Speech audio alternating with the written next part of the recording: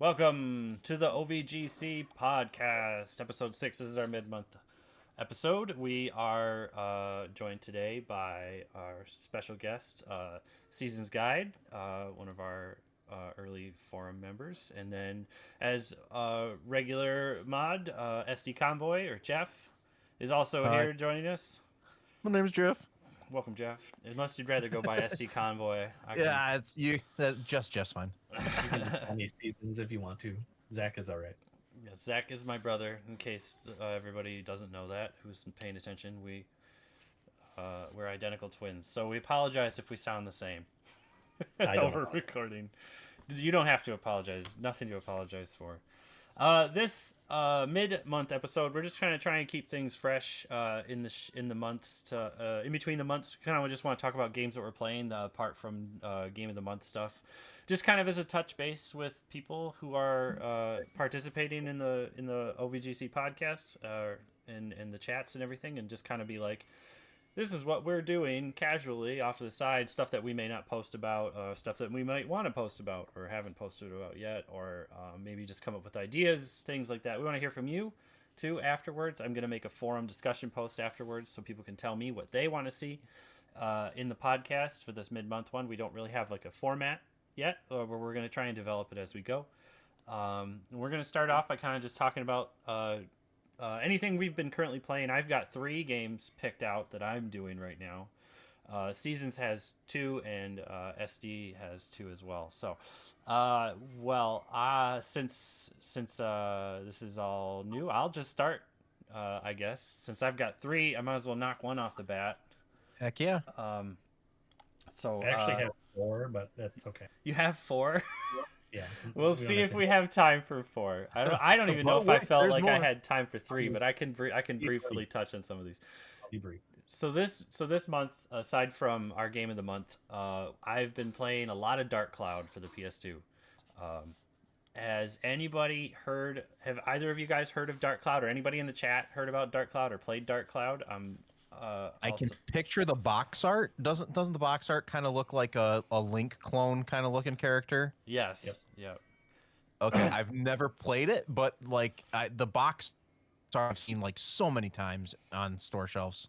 Really kind of infamously compared to Zelda for no good reason besides the box art. The game itself doesn't even play like it. He's Z-targeting a bat and hitting it with a sword. A little bit. That's kind of... Well, I could from a precursory glance, I could see how someone would say, "Oh, it's Zelda-ish." Yeah, you're correct. I played Dark Cloud from a time when I rented it from Family Video, and I could not figure out what I was doing back then. I remember trying to like build some buildings, and there wasn't really any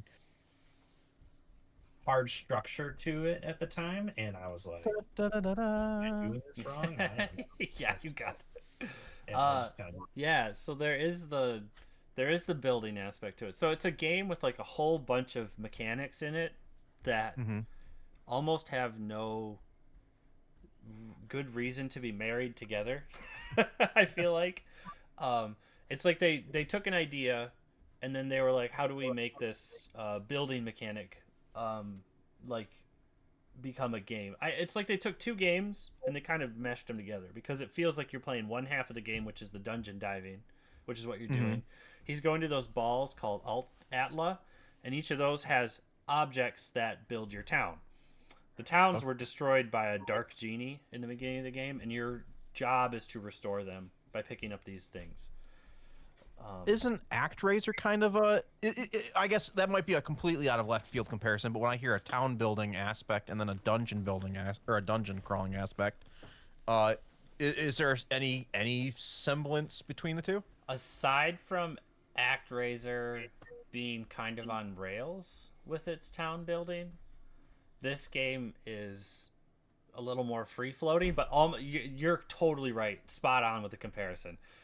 And you build up your town, but at the same time with this, you're going through the dungeon to build the town instead of building the town and then going into a dungeon to fight the monster at the end, like you do in ActRaiser. Cool. There's a lot of weird mechanics in it that kind of I feel like they put in because they thought it would be a way to kind of make the game more of a game and less of a just running around and winning situation. So each weapon in the game has weapon health, and every time a weapon loses all its health, it's broken and gone forever. The only way to upgrade other weapons in the game is to get their weapon points up by killing enemies, but every time you strike enemies, you lose weapon health. And so you have to repair weapons continuously while you're fighting, otherwise you lose them. You can even lose your high-level weapons if you don't pay attention. Eva, please go to the other room, honey. Eva.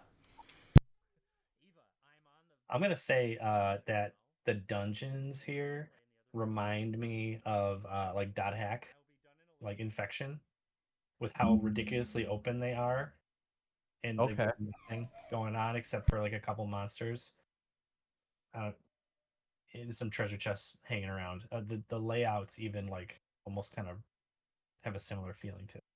I'm taking a look at those maps. Are those aren't generated? Those are just static, right? They're randomly generated. Oh, okay. I was gonna say it kind of looks like modular rooms, maybe, with like the way that little paths connect. Yeah, so it generates rooms, and then rooms have a set amount of potential enemies and a set amount of potential items and stuff in them. Each level of a dungeon, an enemy has a key that gets you to the next floor. So you have to kill enemies until you get the key to get to the next floor. And then there's hidden doors, like this orange door that he went through with the key. You need to find those keys in treasure chests. Every single dungeon has the same gimmick. You've beat enemies to get the key to leave, but every dungeon adds a new gimmick that makes it harder to progress through the dungeon. And then there's these secret items you can get that take you to a back room that goes to an area of the dungeon where you can just loot a bunch of treasure chests and get some really high level upgrade materials for your weapons. Which I was talking about the weapons thing before I got interrupted by my daughter. You have to level up weapons to turn them into more powerful weapons. To do that, though, you have to take the weapon to level 5, which means potentially using a really crummy weapon for a really long time, saving that weapon until you get really far on, leveling it up to level 5, which means wasting a lot of time just grinding on low-level enemies with a junky weapon. Till you get to level 5, you turn that weapon into a synth sphere, you put that synth sphere on top of one of the weapons you want to have, and then you level that weapon up to the next level so you can meld it with that weapon, so then it becomes 2 weapons and gets like a star on it, and it becomes really strong. But you have to, and then each weapon can build up and turn into another weapon, and then there's layers on that to get like really high-level weapons. It's each one has kind of like a second option almost, and if you guess wrong which one it is, then you just get like a lesser version of another weapon. It's really stupid. Like some weapons also turn into the same weapon, so like you can have like a weird sword that you really like, and then you build it up into the wrong weapon, and you're like, okay, well, I screwed that up. Sounds, I don't want to say needlessly complicated, but that sounds pretty complicated. It's unnecessary. You're right. It is needlessly complicated. It'd be more fun if there was no weapon breaking system. The weapon health system is what makes it worse. So if it wasn't for that, I would be having a lot more fun with it. I wouldn't feel like grinding is really bad, because that's what gets you to a back room. That thing that you see there. Zane, can you progress though through the game normally without really having to deal with any of that? Or would you say that maybe it could be more of a side perk of just progressing? So you progress faster than you get stronger weapons.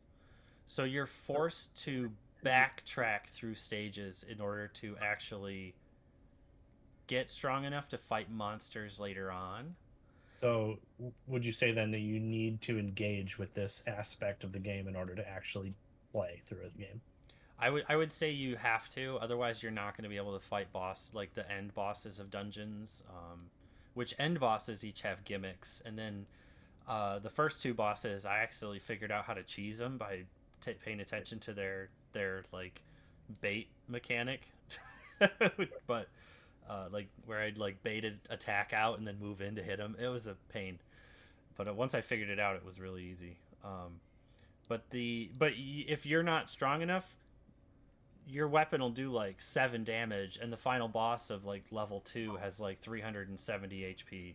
Oh, okay. So yeah, so you have to level up weapons in order to get stronger, because there's no stats on your character except for HP, defense, and water intake. And water intake needs to be upkept the whole time, otherwise you start taking continuous damage like you were poisoned. Which can be refilled via items that are water that you get. And then there's also pools of water you can walk into to refresh yourself. It's not too bad once you level up the character's water intake really high, so it's not super terrible. This is now what they're showing is the world building mechanics. And every time you place housing and stuff there, and you fill up those slots for the homes, all those homes will generate treasure chests that will have those upgrades, like health and water and defense. In the dungeons, you mean? Yeah, you have to get those out of the dungeons in order to get those upgrades. Okay. So you get the upgrades, which puts more treasure chests in the dungeon, which gets you more upgrades. Yeah. And Nice. Like people's houses and stuff are like lost in the dungeon treasure chests or something, right? Right, yes. So they're lost in the dungeons. You bring them out, you set the houses down, you get more treasure chests from the houses, and then every item subsequently you put on a house generates another treasure chest outside the house. So you have to like get a bunch. You have to just kind of figure it out as you go. The game has it's like all layered together in a way that makes you play the game really well. Like you can't ignore anything, which is kind of cool. But it's really comes down to the level up mechanics for the weapons that is just the biggest pain. Because if you can't level up, like if you're busy beating up an enemy and it takes you 10-12 hits, that's 10-12 hits worth of damage done to your weapon that it takes away from your weapon to level up, because you only get level up points when you kill an enemy. So you have to go back to the first dungeon to kill enemies in like one swing. So every one swing generates level up points. But then you're running around hunting for enemies the whole time. It's just a pain. And then every time your weapon gets down in health, you have to use a repair powder, which costs 20 gold to buy in order to make sure your weapon doesn't break.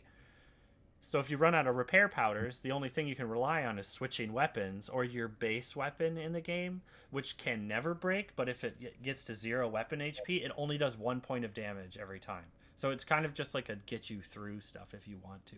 It's really tedious, because getting money is also really, really hard to do. Oh, and then there's also a fishing mechanic in the game that gets you one of the character's best weapons, and it's one of the hardest things I've ever done in my life. I hate it so much. I love when like the best item in the game is locked behind a silly mini game. Yeah, Blitzball.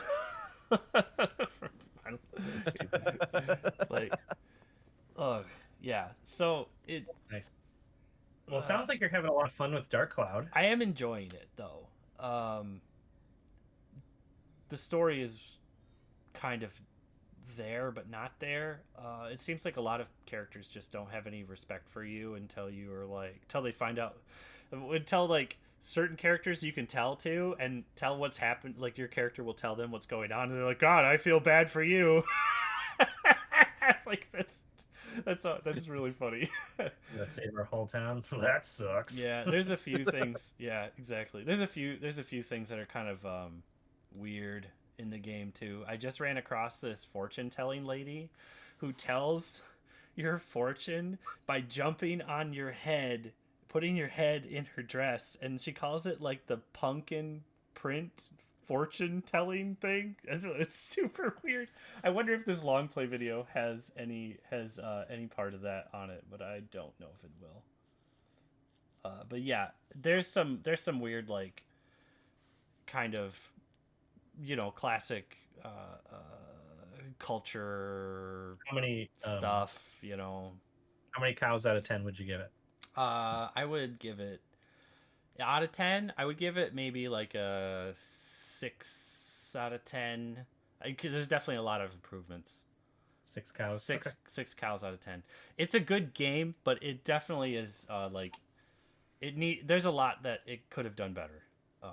And honestly, with how how many other games on the PS2 came out at the time. I feel like there isn't really an excuse to just like throw in a ton of random mechanics in something and just like hope it sticks. Like they could have done more. They could have done a lot more. Now I'm curious how Dark Cloud 2. Yeah, same. I was thinking about that today. But I think. So what else have you played, Zane? Well, let's. What else have I played? I'm gonna talk really quick about this one. This is called Dungeon Tycoon. It's a dungeon sim game. I bought it so I could play it with my daughter. But basically, what it is you are the dungeon operator or manager. I don't know what you'd call yourself. Master? Maybe. Master sounds a lot better because you let heroes come into your dungeon. They want a challenge. They want to be killed and fight, but they don't want it to be so hard they don't like it.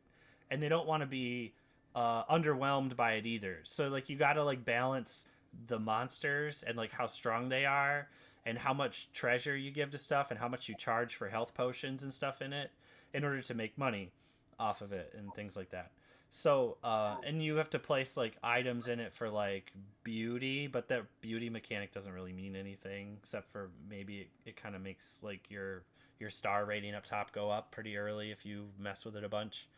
But that goes a lot. It seems really, really basic, like whoever made it. But like the whichever company made it, I can't remember.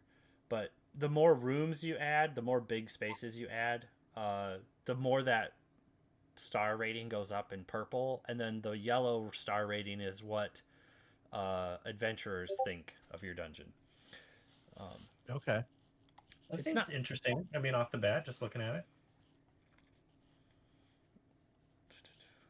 It's not bad. My daughter started playing it. She's 7, and she actually really had fun just designing stuff. But I had her on free play, and she was just being like boss monster in this room and boss monster in this room. Yeah. And then none of the guys would show up to any of those because they didn't rooms. want to get stomped every single room. So the game knows that the game is smart enough to know that it can't handle a boss monster, so there's no point in having a boss room set up for that. So the game, because these guys weren't ready for it. But so like heroes and stuff will show up every day. Your objective is to just give them as hard a time as possible, but making it as rewarding as possible for them. And that's kind of it. It's actually really simple. I just like, even if they don't like it, they'll show up anyway. So you just hit start day and they'll just come by no matter what. I've noticed. So nice. I dig the concept. I think it's fun. I think they're always complaining that the monsters I have are not enough of a challenge, but I'm like, you guys are dying. I don't understand why they're not enough of a challenge. It reminds me of a book Boss series monster I once read where this guy, his family got picked to be the newest Dark Lord, and being part of the Dark Lord unfortunate draw for the village's year means that now he's got to take over and make all these adventurers show up and basically become tourists for their valley. So he had to build a bunch of dungeons and evil things and stuff like that. So it's kind of funny. That sounds cool. That's pretty cool. I'm kind of enjoying it, but it just seems to. I think one thing they're missing is more detail on what adventurers mean by certain things. Because there's times where they'll say potion prices are too expensive, but I have all the potion prices set to the standard number, and I'm like, well, what potion one are they talking about? And I'll go through and I'll have to like change all of them just so they stop complaining about it. And it's kind of hard because there's no detail like on certain things, but it makes me wonder if that's left out on purpose, so that way you are forced to kind of play the game more, so but yeah, that's kind of it. Dungeon Tycoon's been enjoyable little just kind of click and watch, but sometimes the days where that it takes for all the adventurers to get through your dungeon takes a long time. Like it's almost like kind of too long. So I see there's a fast forward. Is there a way to speed that up then? Or Yeah. So I click the fast forward, and it still takes a long time. I see. It could take like 5 to 6 minutes just to watch everybody go through it, and you can't Oh do wow. anything in between that time. You're just sitting there watching, and I'm just like, this is boring. Like I can't click or I can't do anything. I can't move stuff if something seems weird or not working right. I have to wait till everybody leaves or end the day early. The only thing I can do is level up monsters and level places up. As heroes die, you get their souls, which is up there in the top left, the little purple thing. And you use their souls to upgrade monsters and upgrade potion selling stuff and whatnot. So Interesting. So it sounds like there's a part of the game where your interaction level just does not provide. You're forced to watch and wait. Yeah, exactly. And like I said, they say that the monsters in my dungeon, they're constantly saying they aren't a challenge, and I'm like, I don't know what that means. Or they'll say there aren't enough monsters, and I mean, like the game caps out at 30 something monsters. If I get to that point, I am still getting those complaints. I don't know what I'm gonna do. So that's Dungeon Tycoon. Pretty cheap on Steam. The next game is I've been playing a lot of is Princess Peach Showtime, and I'm playing it because my daughters were playing it, and they keep getting stuck in certain areas, and they just don't continue. And so I decided to just play it, beat it, unlock everything, and then I was just going to give it back to them to play whatever they wanted. But I'm at the end game of the game. Like it's a game. Like it's actually not terrible, but it's really really easy. So the target audience is children. Okay. But it plays well, it responds really well. It's got a lot of really cool designs. I really like all the different costumes and stuff they did for Peach, and they actually are really creative with everything they kind of put together for it.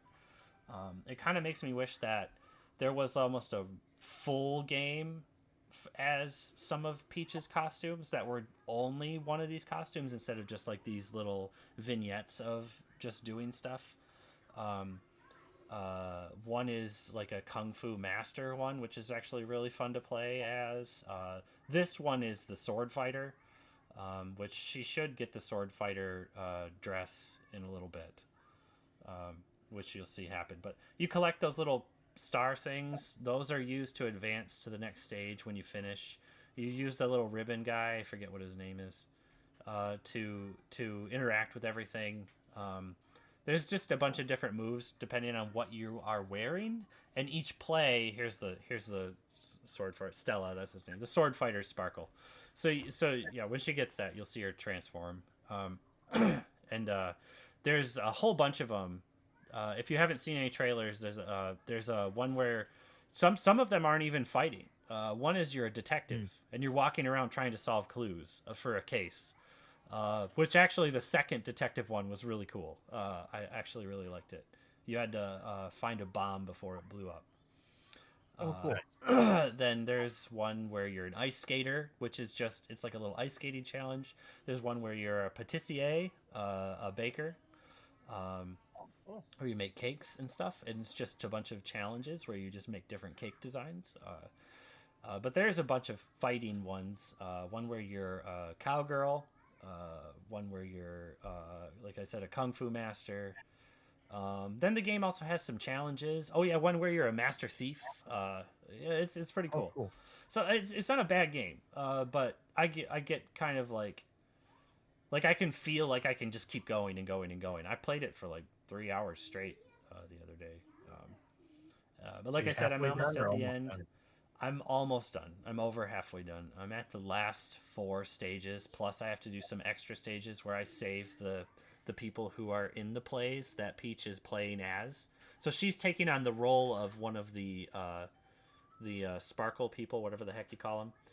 She's taking on the role of that person, the Sparkla, because they've all been captured by the person who took over the theater, the Grape Gang, or Madam Grape. And wasn't that the Sour Bunch? Yeah, the Sour Bunch, Madam Grape and the Sour Bunch. I think that's correct. But they look like Bomberman characters. Yeah, they do. when I first saw this game coming out, I wanted it, but then just watching the trailer made me feel like it was going to be really gimmicky, and I was kind of feeling a little bad for that because I feel like Peach really needs a game that's going to make her stand out like Mario does. So seeing them kind of do this with her that's a flourish thing. I don't know, made it feel like she was going to be a throwaway character for the game. Yeah, you would think it would, but it plays like a game. Oh yeah, the other thing I was gonna like a good game, like it plays like a good game. So I mean, it's like it plays. The only thing I think is useless is the money. You just use it to buy like little cosmetic costume things. There's these hidden things in the ground where you have to do a pose in order to make those appear. Those are hidden. I've missed a ton of them because I don't even know. I can't even see where some of them are sometimes. Then those lead you into a little challenge sometimes. But the one thing doesn't look awful for a Nintendo title. No, it's good. It could have been worse. That's what I would say. It could have been worse. Probably not worth the full price, or yeah, I wouldn't say that. I was thinking like maybe I'd pick it up for 25 to $30. Yeah, it would. I mean, maybe 40 is probably as low it'll go. If you could get it secondhand for $20, I would say yeah, definitely not worth. Okay. It would be worth $20. The one thing I did want to say that I just remembered was the boss fights are actually really fun. The first and second boss fight I did were really good. I didn't like the third boss fight, but yeah, the boss fights that you do after you finish every 4 levels is cool. So yeah, I guess that's kind of all I have to say about Super Princess Peach. Princess Peach Showtime. I'm excited to finish it. I've been thinking about it for a couple days now, but I just keep getting distracted by other things right now. So there'll be a special counter move when I don't know why this person's playing so badly, but you get a special dodge with that you're supposed to do in order to get behind the enemy. Well, why don't you have Jeff talk next, because everybody's already tired of hearing my voice. Good point. Do you want to talk about Scarlet or Crystal first, Jeff? It doesn't matter. We'll go with Scarlet. Okay, cool. I'm actually enjoying this one quite a bit. I know everyone wants to rag on it for, the performance. I think that's the biggest complaint I've heard. But I have not played I guess I skipped Sword and Shield. But I did play previous to this. Sun and Moon, didn't do Ultra Sun, didn't do Ultra Moon, and I did play through X and Y. So I have, and those were both casual playthroughs. I haven't like competitively played Pokemon, and I probably won't, like, as far as the video game goes. But no, as far as Scarlet goes, I'm enjoying the character designs and kind of the character personalities. I'm liking the new Pokemon designs. I like the fact that you can have your buddy out there just kind of gathering XP. It felt like they kind of took some of the open-endedness from Legends in that way. I wish part of me wishes that you could catch like in Arceus, but the other part of me is like, no, it needs to be like a Pokemon game. Like, this is a mainline title. You fight and then you catch. Right. So I'm kind of glad that they stuck with things like that. I did notice the quality of life improvements as far as fast travel without having to waste an HM slot. Like, that's pretty cool. I like to see that. Was Sword and Shield like that? Yes. Yeah. They got rid of HM stuff. They have a Corviknight taxi. Okay. Like for Fly. So I did like seeing that. Part of me feels like it might be a little bit too easy, especially with the experience share. Holy crap. You just catch Pokemon and ding, ding, ding, ding, ding, 8 levels go up. It's like, holy smokes. Yeah. So it does seem a little bit on the easy side, but then part of me is kind of like, does Pokemon need to just be grindy just to level up your dudes?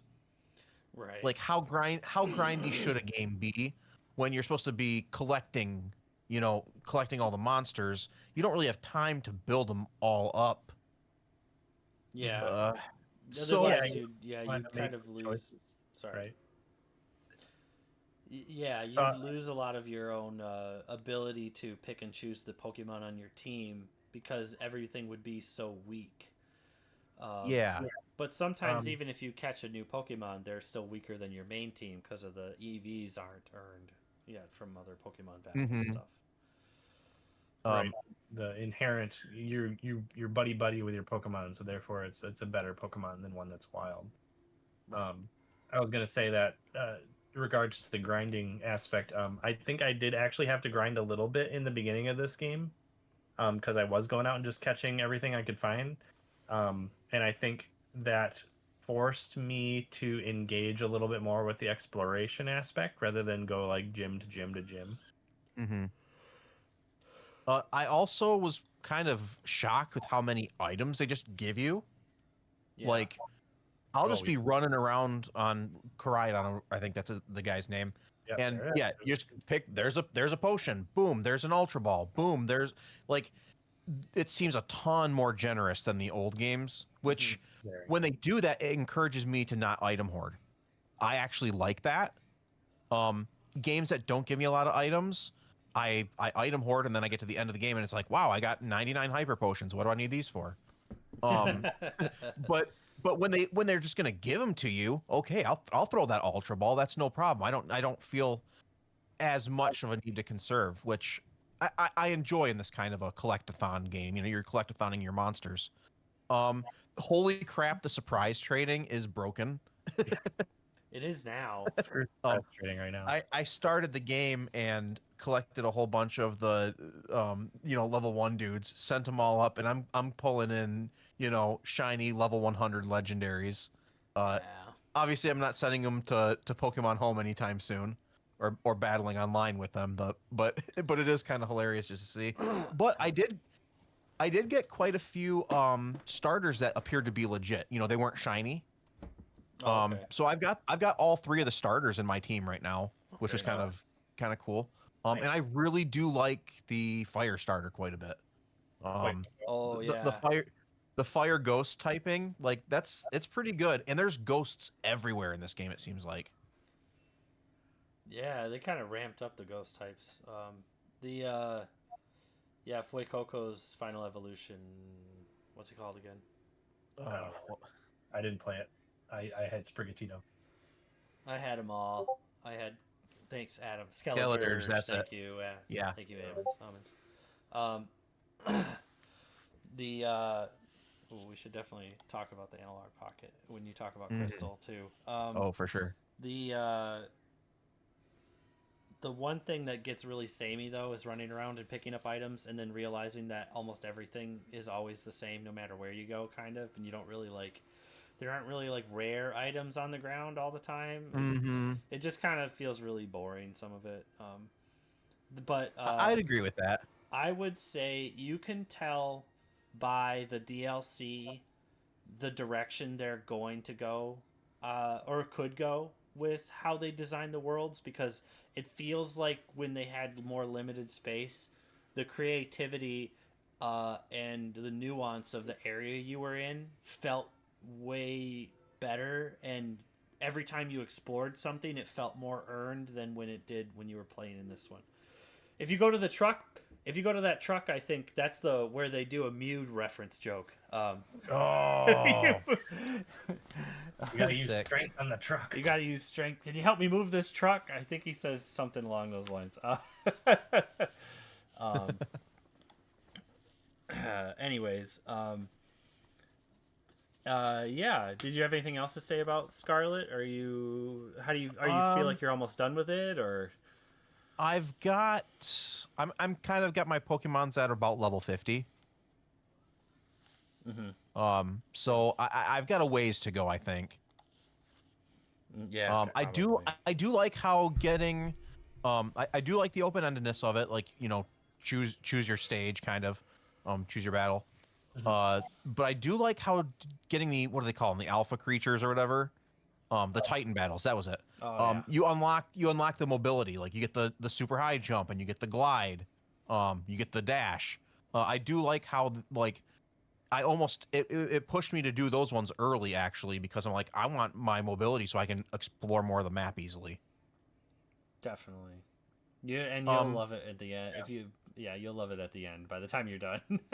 Nice. So yeah, I'm looking forward to finishing it. I'm definitely gonna stick with it till at least the end. The DLC's pretty good though, you said? Yeah, I liked them. Okay, I'll put that on my list then. I liked the first one a little more than I liked the Blueberry Academy one, but I think the Blueberry Academy one went by a little quicker story wise. I felt like Okay. I felt like the other one with Ogre Pond was just written. It was just kind of written a little long for no reason. I think I the see. story with Ogre Pond was a lot more interesting. But the Blueberry Academy one is just like a little cringy for me. But maybe it's just I'm just not the right target audience anymore. Yeah, yeah. Oh well, I still have fun. I think we all still have fun playing them. So Oh yeah, I mean they throw the next Pokemon game out, I'm buying it, so it doesn't matter. yeah, no matter what. They still have us by the wallets. Yep, yep. I mean, it could look like utter garbage, and I'll probably still pick it up, but I really hope that it doesn't. So, Speaking anyway. of looking like utter garbage, Hey, now come down. What a segue. no, From I garbage love- to glory. All right, first things first. I love the animations in Crystal. Like, I recently played through Yellow, and you know, Yellow's pretty rough. That was a hard one to make it all the way through. Making my way through Crystal though, I'm enjoying it. It's so good. It's so good, and all the, again, quality of life improvements. The animations are so good, so good.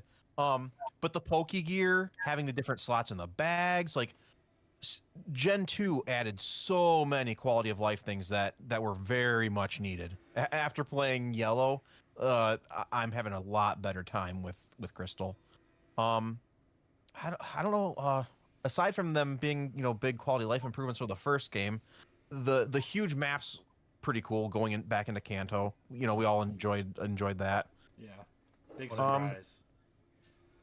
Aside from that, I mean, I don't know what to say about Crystal that really hasn't been said though. I mean, we all know it's good. I am enjoying playing it on the analog pocket though. So tell I me do about have Pocket. I do have an OG cart that has a new battery, and I spent way too much money on it. but playing it on the analog pocket is definitely the way to go. I played through Yellow on the pocket too, and it's definitely my preferred way to play all these Game Boy games. I like it. I like the way it feels in my hands. I like how big it is. I don't think it's.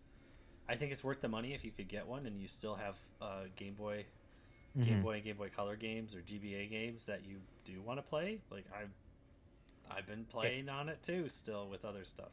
I played Wario World. I played Wario Land 3 on it a little bit too. So. I was gonna just look quickly on the pocket. All the accessories are basically compatible, so you can use a link cable with this to either another analog pocket or to a original Game Boy, and it works totally fine. I hooked this up to my Game Boy printer, and I was, printing out the Pokédex entries for my kid. Oh, that's awesome. That's where you got all those through. That's awesome. Yeah. So I can't recommend the pocket enough. It is a little bit pricey, but yeah, for what you get, and especially with the other, open FPGA cores, it's totally worth it. Yeah, definitely. And you can also emulate on it too, which makes it more versatile. So, do you want to say anything else about Crystal before we switch to Zack? Do you have Not a really. team? Do You guys you have a favorite Pokemon on your team that you like? Oh, okay. Okay. Yep. Actually, I do. I have something to add. Alakazam is way like. Well, I guess I've got Kadabra, but just that and the 3 elemental punches from the Game Corner, and you just wreck everything.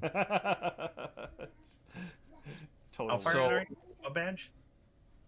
I'm on the 7th badge right now. I'm going for the 8th. I've got 7. Nice. So yeah, what will be my Alakazam is gonna just complete the rest of the game for me.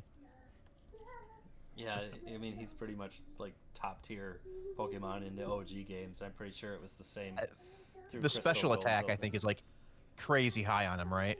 Yeah. That's why those elemental punches just wreck everything. Right, because they didn't have everything separated yet. Right. No, they had special attacks separated, but all the punches must have been special attack abilities. Yeah, I believe so. They must have been. Like honestly, can't. Yeah. I'm assuming it was like an elemental thing versus being a physical elemental thing. But Zach, Before the Great Split. what do you want to start with? Oh, okay. So I do actually have more than just 2 games on this. I'll be a little bit more brief on those though, just to tell you what I've been playing with. I've been finding Minecraft to be a comfort food lately. Just something about sitting around watching like a YouTube channel or an anime and just breaking bricks lately has been just really satisfying.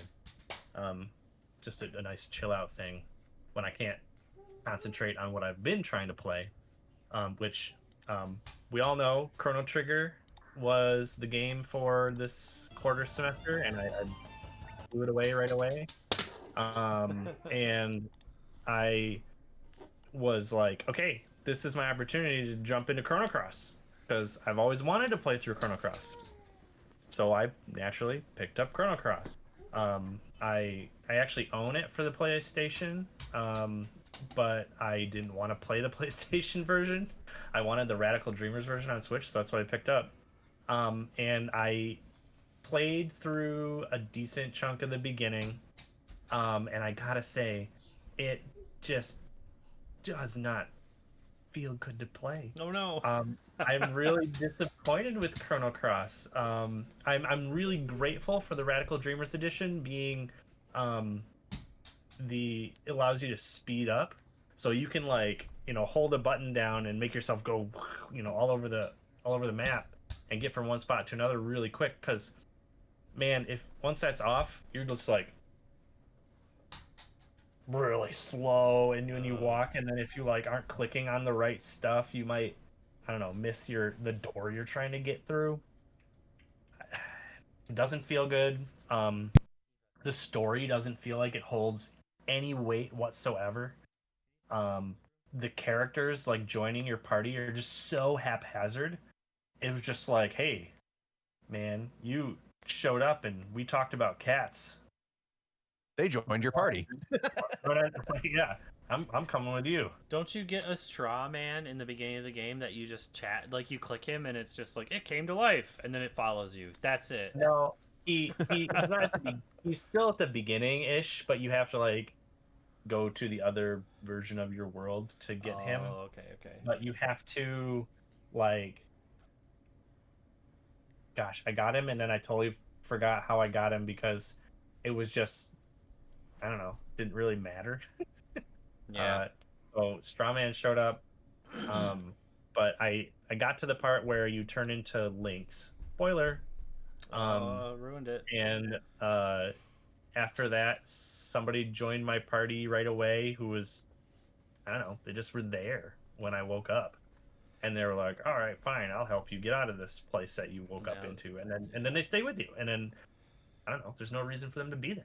But supposedly there's like 50 characters you can get. Yeah, I think that came out at a time where it was like, there was like this big like push for like cinematics, right, during the PS1 era because of Final Fantasy, and their next thing here was just like make all these characters because like I think like having lots of different playable characters at the time for a party was like a very popular consensus among people. And maybe they were like, let's do Suikoden. Yeah, 0.5. I mean, it's basically like what Street Fighter does, or Capcom versus Marvel does, or Super Smash Brothers does. It's like, how many characters can we have for people to till people get tired of it? You know? And right away, there's no real connection between Chrono Trigger at all. There's a few names that are the same. So there's a town called Por, I think it is, Porre. If you played either of them, you'll recognize it. So you're like, oh, cool. There's some kind of connection, but they don't look the same. They don't have anything else that's the same. You can see right here in this screenshot, there's a guy named Glenn, right, in a reference to Frog, in his real name. And you're like, Yeah, it How has are nothing how to are they do with. related? They're not, for all I know. It's a name, I and don't he's know. a knight. Yeah. Yeah, and so I'm looking forward to be disappointed in how they try to connect it to Chrono Trigger. Yeah, I don't think there's really any connections except for the Yeah. fact that their Chrono Trigger is in the game at some point. Well, they called Surge the Chrono Trigger. You're the Chrono Trigger or whatever, Mm, or something like that. And I'm like, even though the Chrono Trigger is I like don't know. an egg or So, something. well, in Chrono Trigger, it's an egg, I think, right? Yeah. The Chrono Trigger, and then in this one, Surge is the Chrono Trigger or something like that. I don't know. I got to come back over. I honestly dropped it for a little bit just because I was getting burned out on it. It didn't feel good to play, and I was like, okay, this ain't scratching the itch. So I moved on. There was a game on my shelf staring me in the face that I bought for like $40. It was called Potionomics, and I was like, oh, maybe mixing some potions sounds like a great idea. And we'll get to this one in a minute here, but I I grabbed it and I was like, cool. I'll like mix potions and whatever. You're a girl who inherited your dead uncle's um, potion shop on an island, and you're like, oh, cool, a chance to turn my life around. And then you get there and you find out that you're $1 million in debt because of your uncle's terrible spending. um, and I was like, oh, okay, sounds funny. Some Tom Nook kind of shenanigans. And yeah, right here you make some cool potions and you sell them in your shop, kind of like a couple other um, titles you may have played. I know one came to mind for a minute and I forgot what it was, but like Moonlighter, you like make a bunch of potions and stuff and then you sell them in your shop. Moonlighter kind of does that with dungeon crawling, and then you go back and you sell stuff in your shop. But it turns out this is actually a dating sim as well, and the problem with dating sims is they take up more than 50% of your time playing the game. It's all voice acted and it sounds great. The characters are kind of interesting, but the dating sim portion just kind of it totally gets right in the way of the potion mixing and selling portion, and vice versa, and they don't feel like they don't like fit together at all.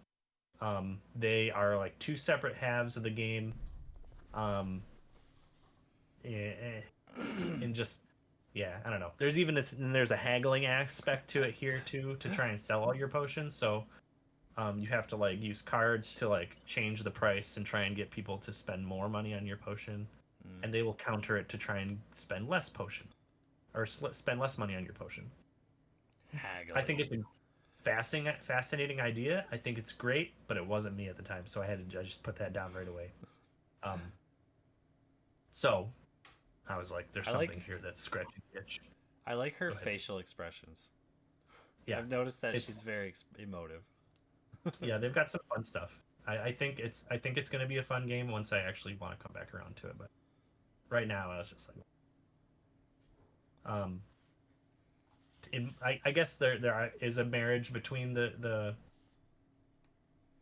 potion shop stuff and the dating sim, but it just doesn't feel like it sits very well for me. So, anyways, I dropped that, and I picked up a game that I've been wanting to play, called Atelier Ryza or Ryza. And this one, the Atelier series is a long-standing series of games that can be very expensive if you want to try to own them or get into them. But they've been around for like 20 years or so back on the PS2. I think Manakemia is an offshot of this, or something like it, or it's in the same vein. I honestly can't remember. But you are an anime girl who goes around and collects resources to just make stuff in a cauldron, and it's not just potions, right? It's anything. You can make swords, you can make armor, you can make um, a jelly pudding on a plate. You can make iron ingots so that you can make better swords.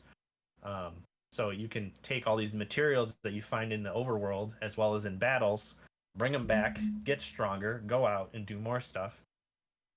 And I think one of the fun things about this is you're not worried about like the world is ending. You're going out and solving people's problems using alchemy. You're using alchemy to create these things. And she's a budding alchemist. She's totally new. Apparently, you can only be an alchemist though if you have the talent for it. Turns out she does. Yep. And then you're solving the problems that are on the island that she lives on. And the only reason she ever wanted to be an alchemist is because she's sick and tired of her parents asking her to work on the farm, and it's not what she wants to do with her life. Good reason. Yeah, so she just picked this up. Turns out she's natural at it, and she's having a great time doing it. And then you're kind of being the rebellious teenager by leaving the island and finding your own atelier, and you get to, add some stuff in it,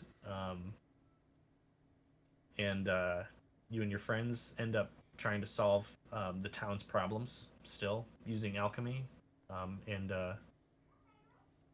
your I don't want to say it, not really the power of friendship, but your ability to work together.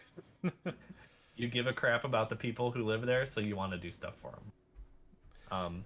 So when you said good, oh, go on. Sorry. It's good. It's all voice acted. It's all Japanese though, so you'll probably be reading. But it's enjoyable and it's very cozy.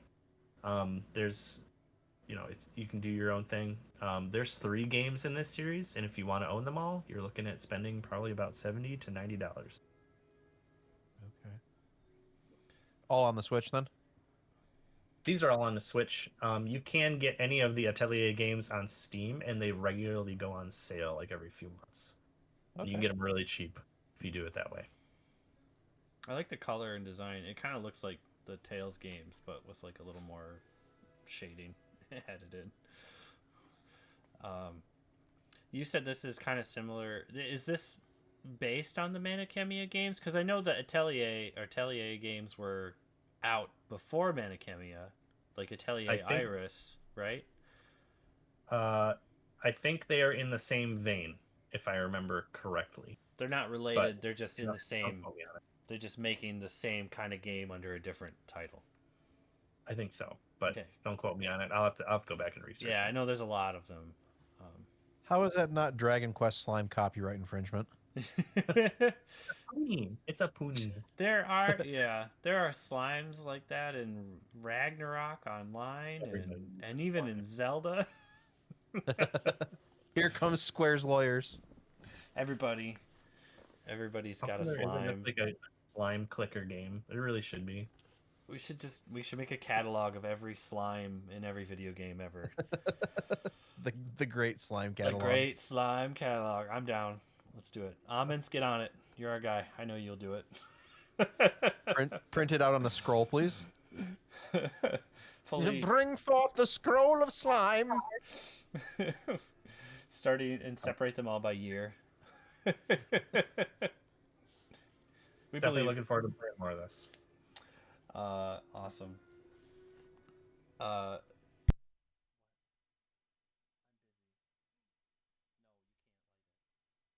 That's pretty much all I've got for these guys.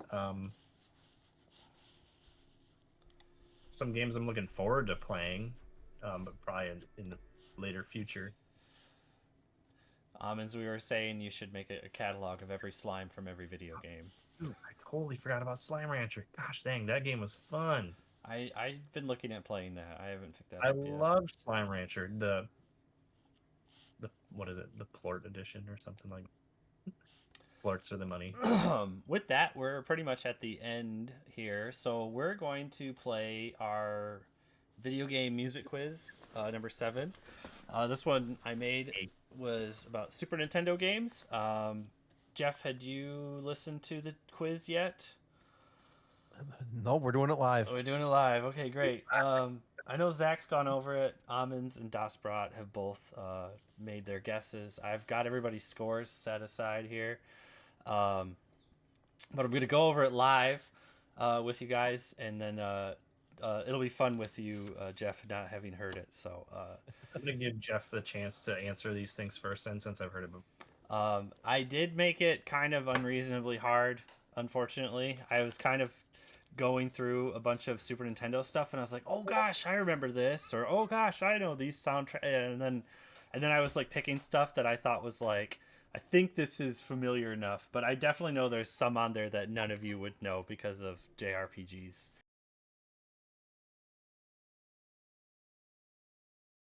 If there's JRPGs involved, that's going to be a lot of best guesses. Yeah. Okay. So the scoring is it's 1 point if you know the franchise, 2 points if you know the game, 1 point if you know I gotta where. step up.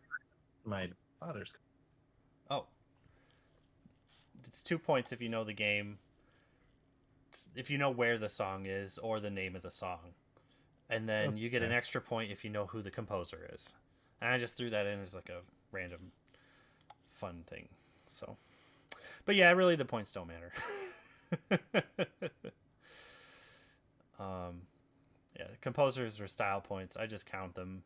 I've been counting them now though, just because it's.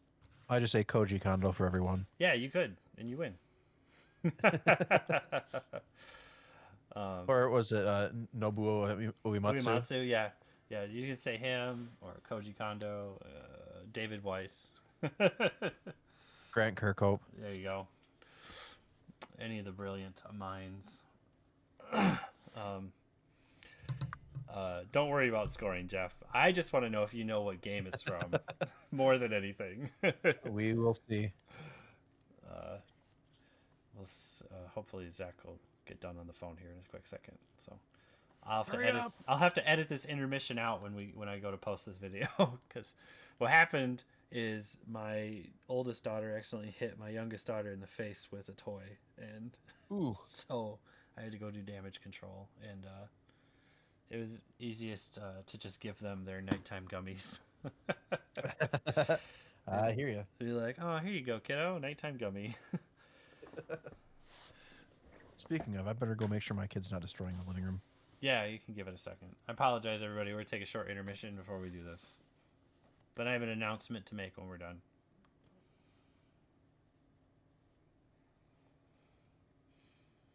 Okay, we totally good on this end. You good? Okay. I wonder if Zach wouldn't mind if we started without him, but I'd like it if he was present.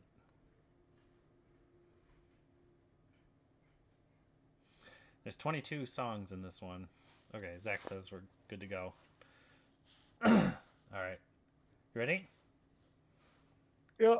Tell me to pause it if you want me to pause it too, by the way. Okay. Oh, shoot.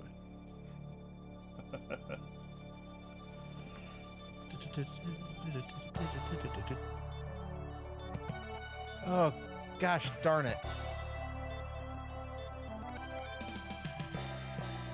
Oh, this is Gradius 3, isn't it? Yeah, it is Gradius 3. You got it. Okay, I'm like, okay, no, that little, that's the Konami drums. Yes. Yes, you got it. Is that just the intro song? That is the intro song. Yeah. Okay.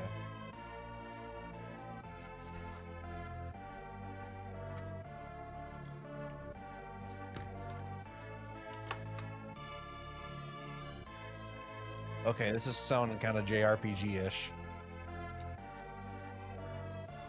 I wouldn't call it an RPG. I honestly don't have a guess for this one. This is Act Ryza. Is it? Yes. Oh, okay. This song is called Sacrifices. I like it. Speaking of songs, the intro song for Gradius 3 is called Catapult. Because you're cool. being launched out a catapult at the beginning. Literally. In the intro, yeah. Oh, that's cool. It's going a little longer than the first one. Oh, heck yes. This is the intro song from Uniracers. Yeah, nice job. You got it. Good one. I always loved how the guitar sounded on this one. Right? For like being on the SNES, like I like especially the palm muted part in the beginning. That's why I included loved it. It sounds so good. I don't know if the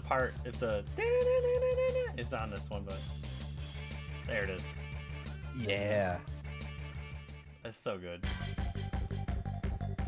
Oh, frick yeah. Oh,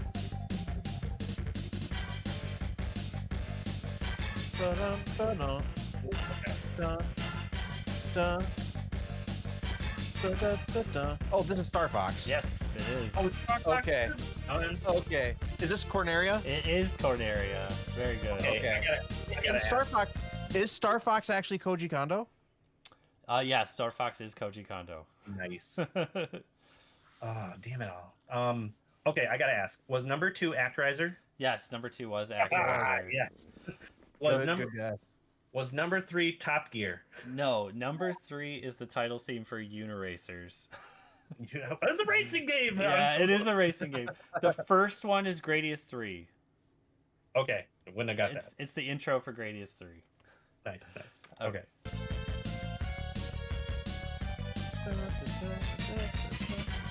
It's just so good. Yes, that bass. Oh. Oh, okay, yeah. This is Super Metroid. Absolutely. This is like the depths of Norfair. Yes, thank you. It is Norfair. Who I don't know who who the composer is for Super Metroid. I don't either.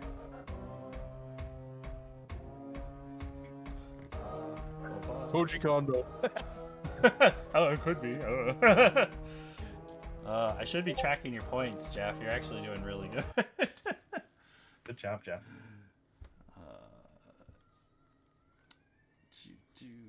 Yes. Thank you. Get that one. 2, 3, 4, 2,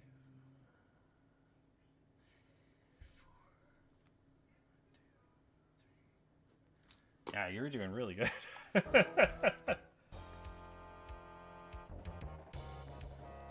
Oh, Lordy.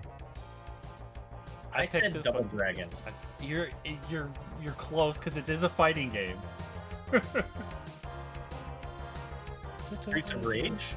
Oh, wait, that's Sega.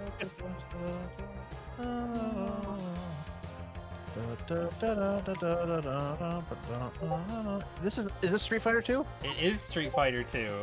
Nice. Okay. Whose stage is this? Do you want to make a Um, guess? Can you hit pause so I can guess? I did. Hold on. It's been so long since I played SF2.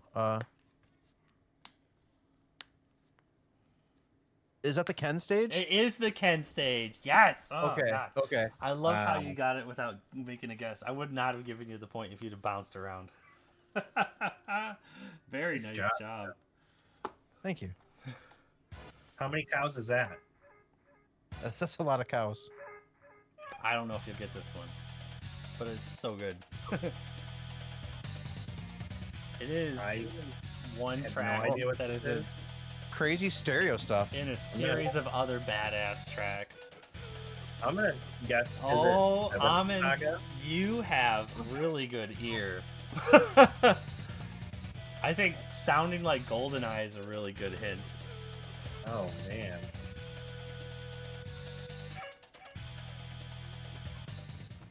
Yeah, it's that like sound.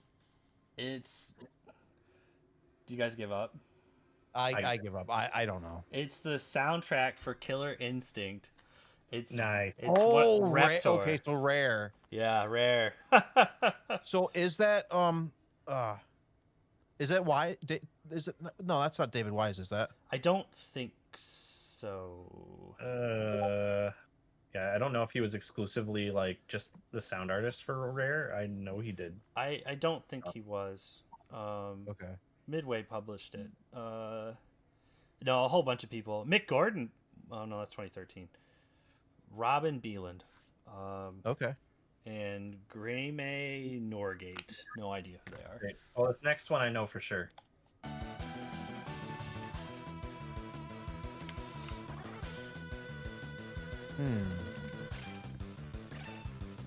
You know for sure. This I think so. Yeah. I don't have a guess on this one actually. This is the battle theme from Breath of Fire. It is the battle theme from Breath of Fire 2. Oh! Yes. No, I wouldn't have known that one. That was really close. I was really surprised when you threw that one out there, Zach. I was like, oh shoot, you knew it. I had a feeling you did because I know you played through all the Breath of Fire games. I 100%ed both Breath of Fire games on NSO. They're pretty easy to play through. You get a chance. None of you guys have ever played this game, I'm pretty sure. I kind of dig it though. Sounds like a boss battle theme. It is a boss battle theme. That is, I would give you a point for that. It is Lufia 2, Rise of the Sinistrals. It is the Sinistral battle theme, so it is the boss battle theme. All right. Wow, nice. Very good.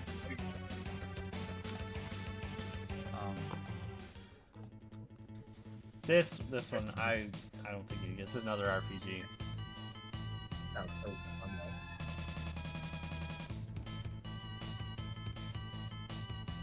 This is one of the stages from Ys 3. Oh, Okay, yeah, I would never have guessed that. I have literally played 1 and 2. It's like a desert stage or something like that. Those are also a lot of fun. The bump attack system in Ys is so easy to get into. You can play through Ys 1 and 2 like in the same day.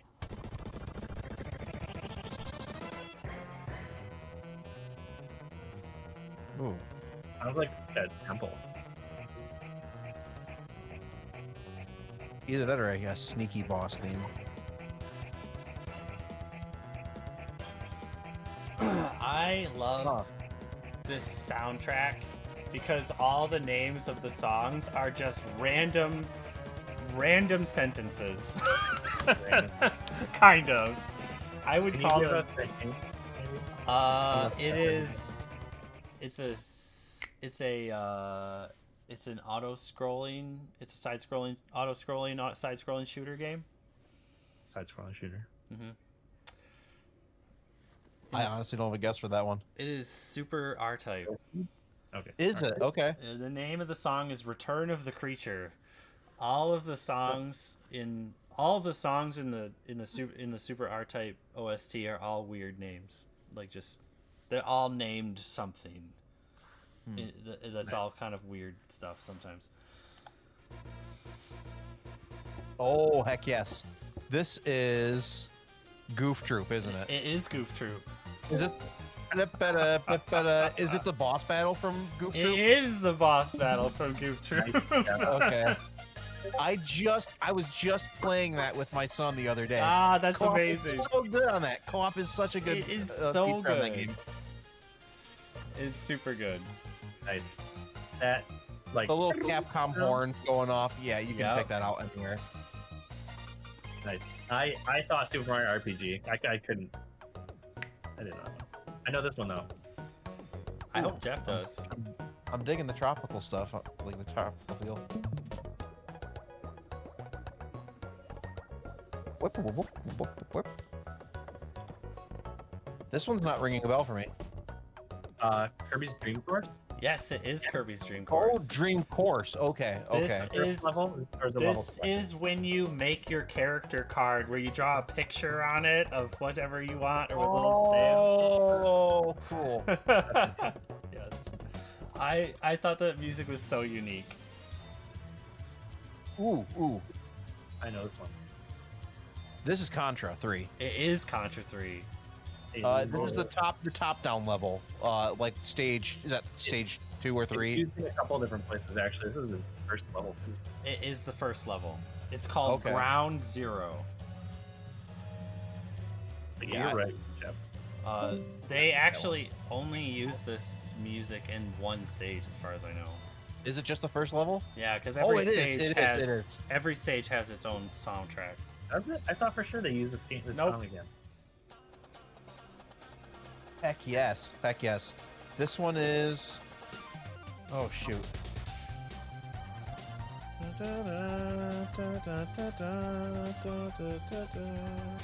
Yeah. Oh, good. Oh, I recognize that stupid guitar part anywhere. I know, right? What is this? You're gonna be so mad when I tell you if you don't guess it.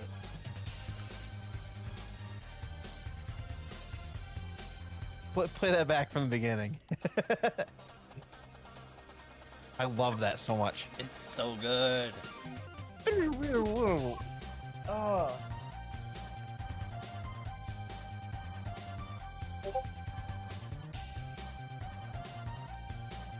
I'm gonna punch myself if I don't get this. You're gonna have to cut it as soon as this is over, though. You're gonna tell 'em.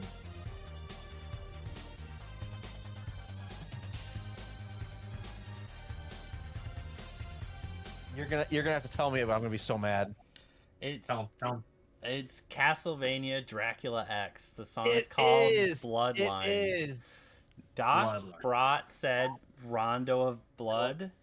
Rondo of Blood is Yeah, not it- correct, though, because Dracula X is an asset swap of Rondo of Blood for a whole different game ported to the Super Nintendo. Wow. It's technically Dracula XX, right? It's different. It's not the same game, but it's all the same assets. I don't know if it's Dracula XX. All I know it was called Dracula X, and It's just Dracula X. It's not XX. okay. That's what I thought. Okay. But yes, that's what that is. That's Bloodlines. Yes, I love that track. It's so good. I'm so upset that that makes me I mad. told you you'd be mad. XX tricky, yeah. Heck yes. This is a really popular battle. Sorry. I hope I got this one right. I said Secret of Mana. But you're not saying anything, so I guess I'm not. Let's be waiting for Jeff. Have you heard this before, Jeff? I mean, that's kind of a pretty common like motif for these kind of battle themes. This one's not ringing a bell. So it is the boss battle theme from Secret of Mana. Secret of Mana. Yes, you okay. knew it, Zach. I was.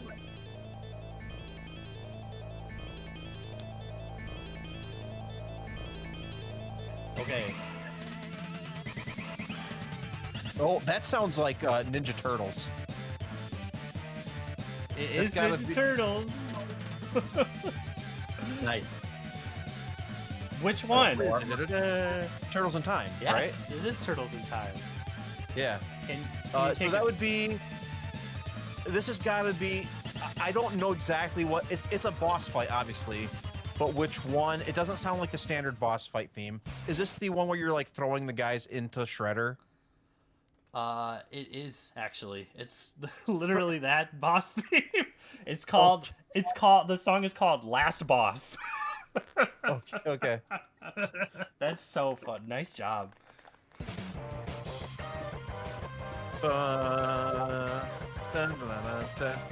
Mega Man X, same level? Yeah. Is it Mega Man X? It is Mega Man X. Yeah. It's the first level of the first game. Yeah. It is the first level of the first game. Sentinel Highway.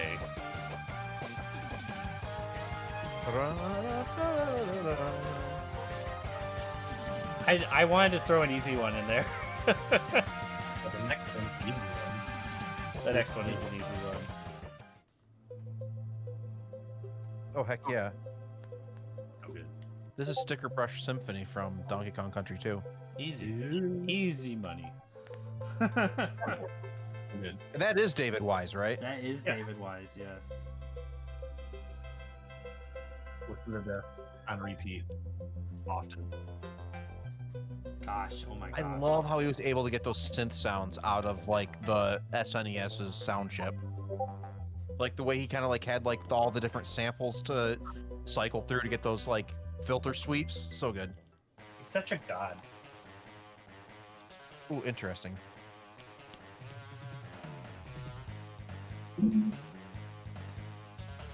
This sounds like a Western developed, like some kind of racing game or something. Dang, Or this is sports Western game. developed. You're right. It's not a sports game, though. A racing I- game? What? No. It's No, Stunt okay. Racer FX. No, it's actually a popular LJN title. This is Maximum Carnage. Okay. Darn it. Just like the way they have those like super realistic drum samples, I'm like, that's not how what like Japanese developed games sounded. What's this one? Oh. Wait, holy crap. Okay. You ready? Mario's missing, right?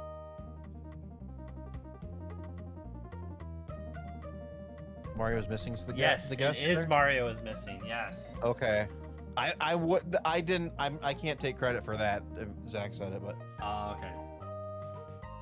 I recognized it as being the Mario theme, but I didn't. I was gonna say like Mario teaches typing or something. I wanted to make it complicated, so I picked Mario's Missing. That is the remixed version for Italy and France. Okay. Oh, This heck is the yeah. last one. This is Kirby's Dream Land 3, it sounds like. It is Kirby's Dream Land 3. Very good. That's what I guessed too. Is it just like Is it the file select? It is not the file select. I'm sorry. No. It Is is it level? It is a level select. It is a specific level select though. It's like World 1. It is World 1 level select, but it's called Grasslands Select. Nice. Grasslands Map is the name of the song. So there you go. That is the end of the music quiz. Jeff, you crushed it. That was I'll take it. impressive. Yeah. That was impressive.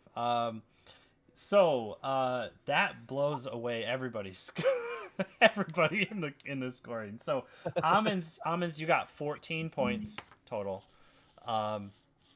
Das Brat got 15 points with his. Zach, you got 30 points. Nice. And then Jeff, you got 5, 10, 15, 20, 25, 30, 35, 40, 43 points. Hey, nice. I'll take it. That time. Nice work. That was awesome. That was fun. I'm glad we went through that. That was fun. Good job. Good job, everybody. Thanks for joining today. I've got one quick announcement too. 2 quick announcements. We're kind of cooking up a new idea for the O.V.G.C. We're going to be trying to implement a like a year-long completion list of like a 10 games to complete in a year, like fast-paced games. So like games you can complete in less than 10 hours. We're still kind of working out what we want to do and how we're going to kind of vet that from the public. You guys. Yeah, so look forward to that. There will be voting on it, essentially. We're just going to take game suggestions from across the board. It'll be games that are modern, games that are on itch.io, web games, cell phone games, anything, you name it. We're just going to take a list of those, make like, I was thinking a bingo board would be kind of neat. Like you pick 5 games, you get a bingo, make a bingo out of it or something, or we just have like a checklist or something. We're still kind of figuring it out. But I was trying to see what we can do for polling the public on that. Let me know in the podcast discussion forum channel for the text channels what you think. And if you have any ideas, I want to hear about it going forward since we're still kind of working on this. I wanted to make an announcement because I wanted to get more data from everybody before I made something haphazardly and it crashes and burns really fast. You'd create an example of that and just like post a picture or something like that. Yeah, I think that's a good idea. Make that comment in the forum podcast discussion so I could see it later when I come back to this idea.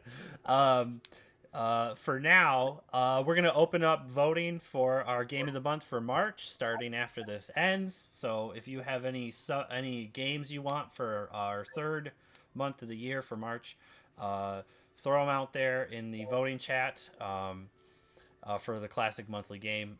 You all know the rules going in so far. So I look forward to hearing what you guys have to say. And then next week for the 27th of February, we'll be hosting our next episode of O.V.G.C podcast, episode 7, where we're going to talk about all your picks, and we're going to pick our game of the month for March. So look forward to that. Date is not set in stone. I still have to talk to Matt Chan about it, so we'll see how it goes. He's been Gunstar Heroes. You have 7 days to finish Gunstar Heroes if you haven't yet. Do it. It's definitely worth it. Grendel, I hope you finished it. I know you've tried it. I'm pretty sure you have. Anyways, this has been Soul Zane signing off. Bye, everybody. Bye.